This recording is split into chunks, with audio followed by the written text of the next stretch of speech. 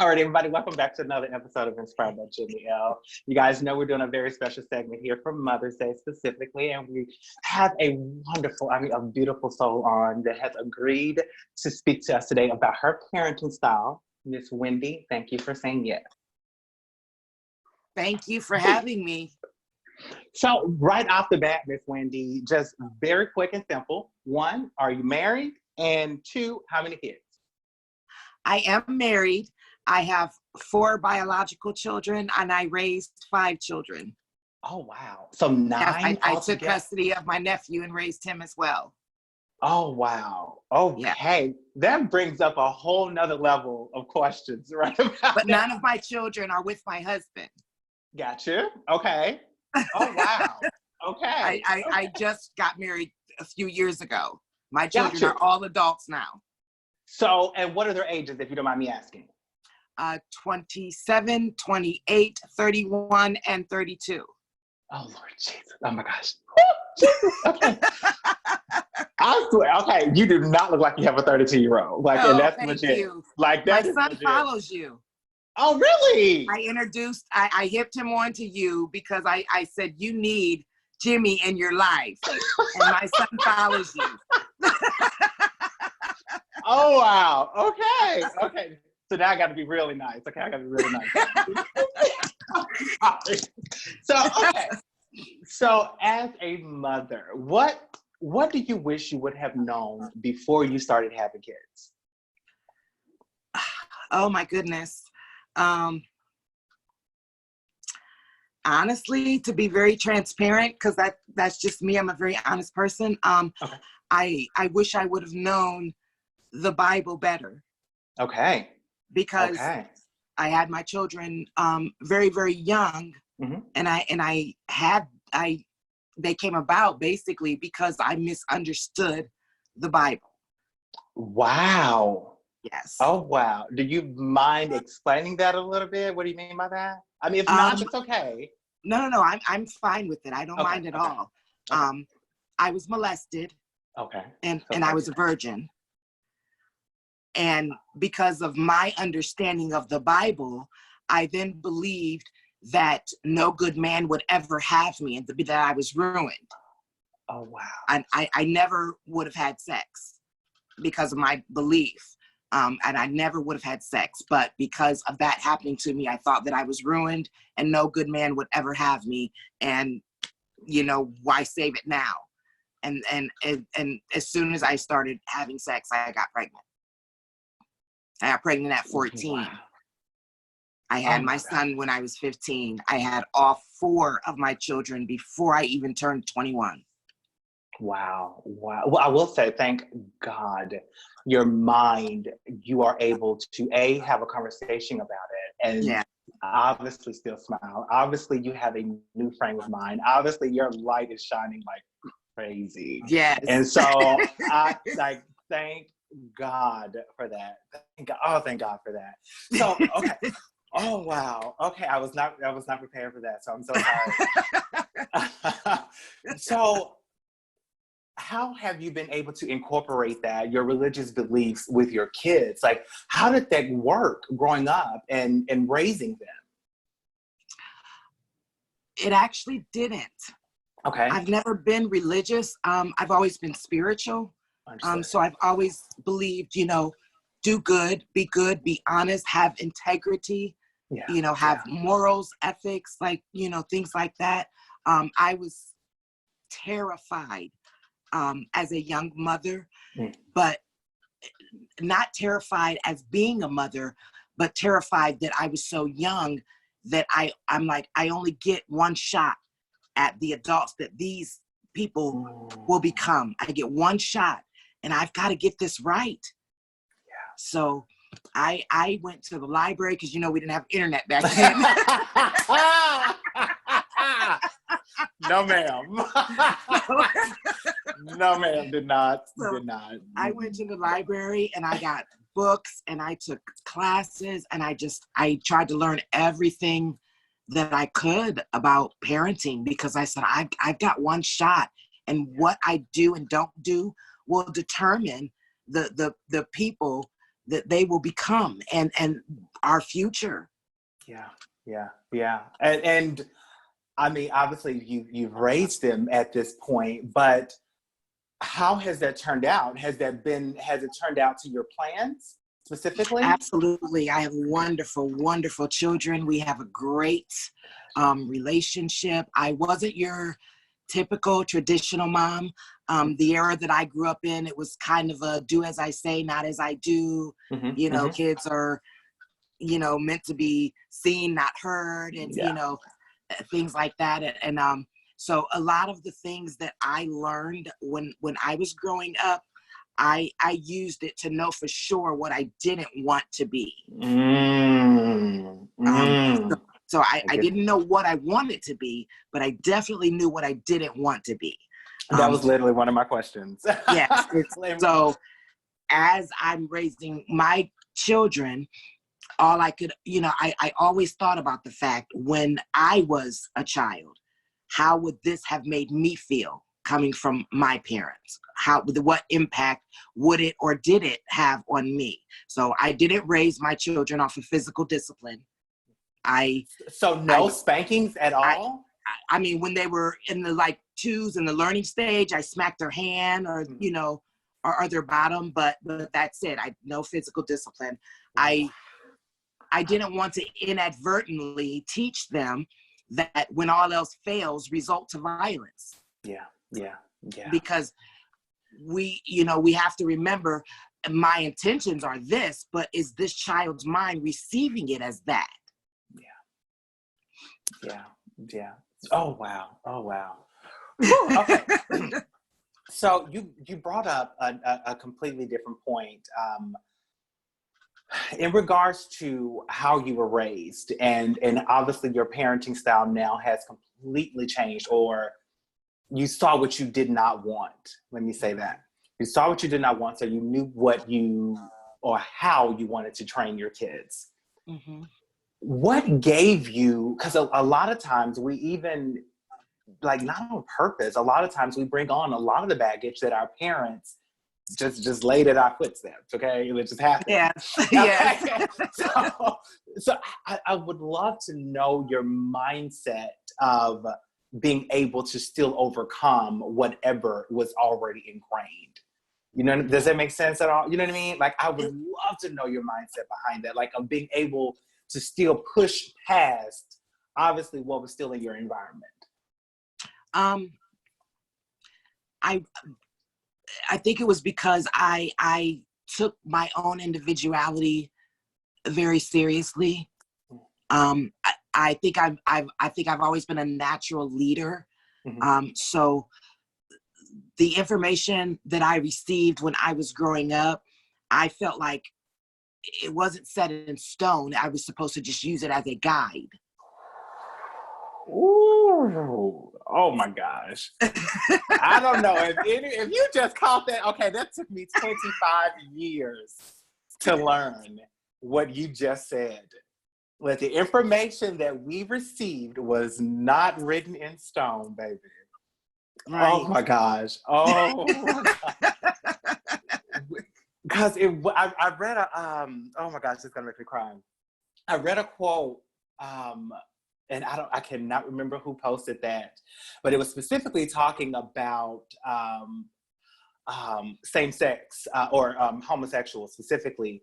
But I think it can apply to any child because it's what we do. But it stated that we spent our entire lives in someone else's shadow, attempting to build our social forms or our mindset based off of our environment as a way to survive. Mm-hmm. And we spend the rest of our lives trying to figure out which part of that voice is ours and which part of that voice was built to survive, is what it says. Yes. And so it just listening to you, this is, oh my gosh. Okay, so, oh Lord Jesus. Yeah, so I've always been really big on that with my children, letting them know, that they're their own individuals. When they were in their teenage years, earlier teenage years and middle teenage years, because I was very, very, very involved in my children's life. That nothing went on that I missed. I didn't miss anything. I was right there because I needed them to know. I didn't feel like I could tell them how important school was or being active was, and then not be important enough for me to show up. To be there. So to reiterate, I was always one lead by example. So I showed them more of what I wanted them to understand and believe and see, versus just always talking to them. But I remember talking to them, sitting them all down and talking to them at one time. And I told them, I said, as a teenager, if there's something that you want to do, you will find a way to do it. The only way for me to stop you is to lock you up. And that's not, that's not, something that can be done. I said, so just so we understand, a portion of my job as your mother, it's not my job to stop you. It's my job to make sure that you understand your actions and the potential consequences so that you can make an informed decision and you will never be able to say, I didn't know. So has any of that ever come back to bite you?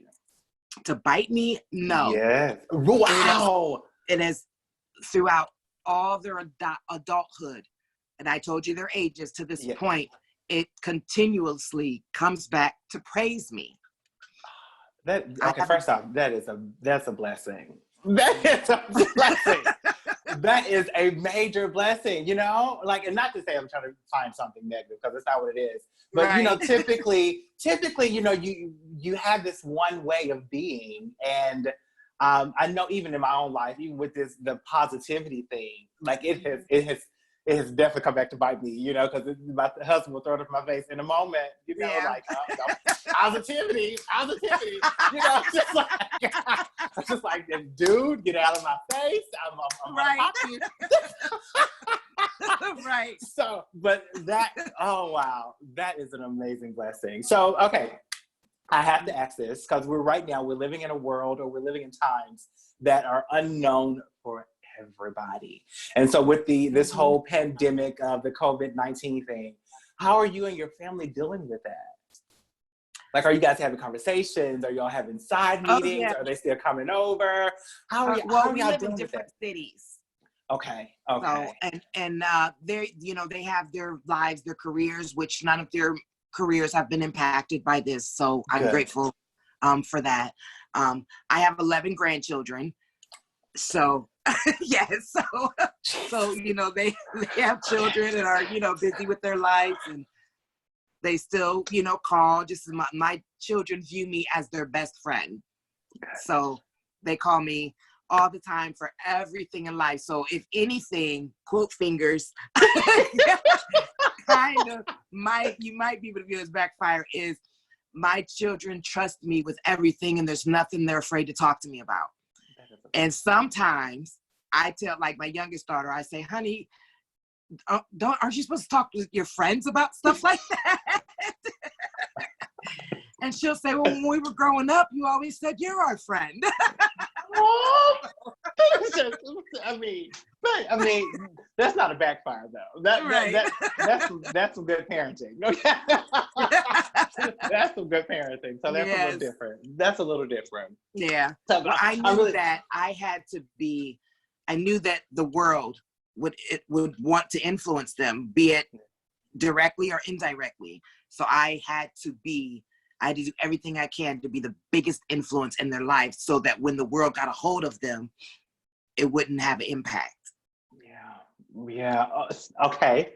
So speaking of that, and being that influence, and what the world can do to children, how do you all tackle death within the conversation of childhood? Because I'm assuming that you all had that conversation at some point. How did that go?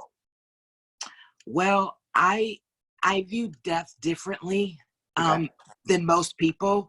And I guess I just kind of instilled that inadvertently in my children, because to me, the Bible foretells all of these things. So it doesn't come as a surprise to me. So when someone dies, if they die before their time, like children or something, I'm saddened by it. But to me, they're in the best place they could possibly be, rather than this horrible, evil world. Yeah. You know, they're in the best place they could possibly be. So I don't view death the way that other people do. And I'm assuming that you've already explained that to your kids, but how did they receive that? And then was there a particular age point that you had to have that conversation? Well, we kind of still have the same kind of conversations to this day, like kind of as a reminder, or, you know, they'll bring things up or things will affect them in a way that they never have before. Like it's easier, I'll say, not easy, but easier to kind of have that viewpoint if no one close to you has ever died. But if someone close to you dies, it may touch differently. So that's how it was with my children. And when someone close to them died, because I would have 12 grandchildren, and my daughter had a stillborn, you know, child die. So that was the most that death ever reached my emotions. Not to say that I'm not saddened or sympathetic or empathetic, but I don't break down or feel the same way that other people do. But when this impacted my daughter this way and my grandchild died, it touched differently. But I still have to maintain the faith, regardless of whatever happens in this world and the impact that it has on me or my children or how it makes me feel. It doesn't change who God is. You know, maybe that's why I love you so much. Like we share that. We've had some, key people in my family to pass away, and I'm with you. Like my grandmother is probably the only one, like, oh, I took that one, the first couple of weeks, I took that one extremely hard, but I was much younger. But as time kind of grew on, I was like, wait a second, I got a chance to say goodbye. I cherished every single moment with her. And I was like, okay, wait a second. This is what I'm supposed to be doing. I'm supposed to be here. I'm supposed to cherish this moment with you specifically. Good, bad, indifferent, whatever the case may be. And so when that time does come for us to depart forever, or at least here on earth, then, hey, I have no reason to do anything else other than to cherish the moments we had. And so oh my goodness, I love it so much. Because my mom was a little different. She was also one of those people, she was outside of the box with her thinking. And like to this day, like we still have conversations about her and death and what she expects. And like we've been that way since I don't know any other way. Like we have to have these conversations, and so it definitely makes death a little bit different. But I know right now with the COVID-19, like it's touching everybody a little differently, and so kids are having to face things that they may not have even thought about. And so that's why I was very interested to see how you were dealing with it. But I understand your pain. Like I understand. Yes. I get my that. children don't always know how to handle their children in regards to it. So they always call me or have my grandchildren call me. They say, Mom, you're great at handling stuff like this. Could you please talk to her or him? And I like that. Like, I love it. Oh, I love that. So speaking of, I do have one final question. And what has been, especially with raising 9, what has been your proudest moment as a mother? That it doesn't necessarily have to be on one of your kids, because that would be selfish. But but as a mother, like what has just brought you so much joy that's just almost uncontrollable?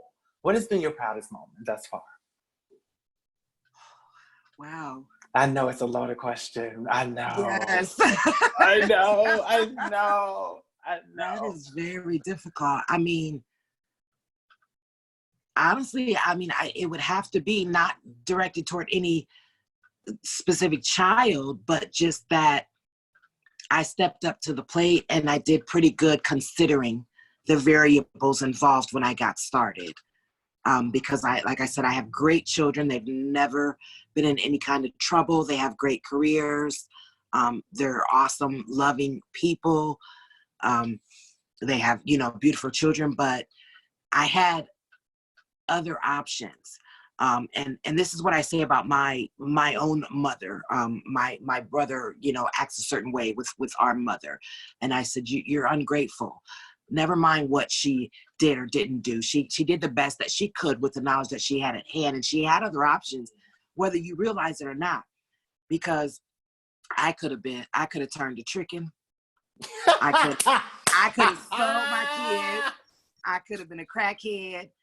You know what I mean? Yeah. To cope when you have, so much put on you at such a young age. There are so many other cop-outs that you can use to cope and to stay strong and tough it out and be determined to do the best that you possibly can, because these are people. You created other people. You know what I mean? So I'm that's it. That's what I have to say is it. I think I love that. Wendie, I love that, because you're so right. Despite all, at the end of the day, I mean, you're obviously still smiling. Yes. You obviously still, like, you know what I mean? And so I get that. Despite all, now let me ask this then. Do you have any advice that you would give to someone that would be looking to follow partially into your footsteps? Is there anything any advice that you would give out to a mother that is attempting to follow in your footsteps? Yes. As I said, the parents, me as a parent, my parents as parents, any parents out here at all, any information that we provide or that has been provided to us, it all has to be a guide.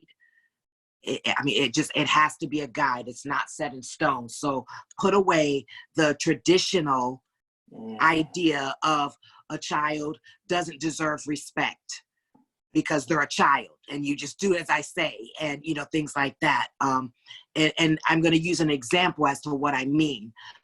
My son's father, I told my son, could you back up the trash for me? He was young. I said, could you back up the trash for me? He says in response, Mom, is it okay if I wait until a commercial? Because his favorite cartoon was on. I said, sure. His father has a fit. You don't talk back to your mother. She tell you to do something, you just do it. I said, well, wait, hold on now. I said, he wasn't talking back. He wasn't disrespectful, and he had options. He could have completely acted like he didn't hear me. He could have got up and stomped and fussed and whined and complained. He had other options, but he was respectful and acknowledgement at the same time and said, is it okay if I wait till a commercial? And because I appreciate that and I want him to know and see that I do, you absolutely can. Yeah. Because children need to know that they're heard. When you are willing to talk to children and explain things to them, and it's not about owing them an explanation, it's about simplicity. When you are willing to explain your reasoning or your response, can I go to this party? No. If you just leave it at that, rebelliousness is natural and it comes out. But if you say reason why is because, then they'll be less prone to be angry and think that you're just trying to be mean or whatever, and they'll be more cooperative. They may not like it, they may not agree, but they'll be more cooperative if you treat them like a person. Wendie, Wendie, that is a great place to end this. That is some very good advice. And I really hope that anyone that is listening heeds it. That's just, okay. Wow. Wendie, thank you so very much again for agreeing to come on and sharing just a little bit of your story with us and your journey.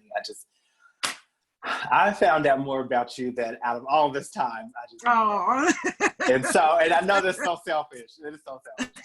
But again, thank you so very Oh, much. you're so welcome. And thank you for having me. Thank you. Oh, Bye-bye. Bye.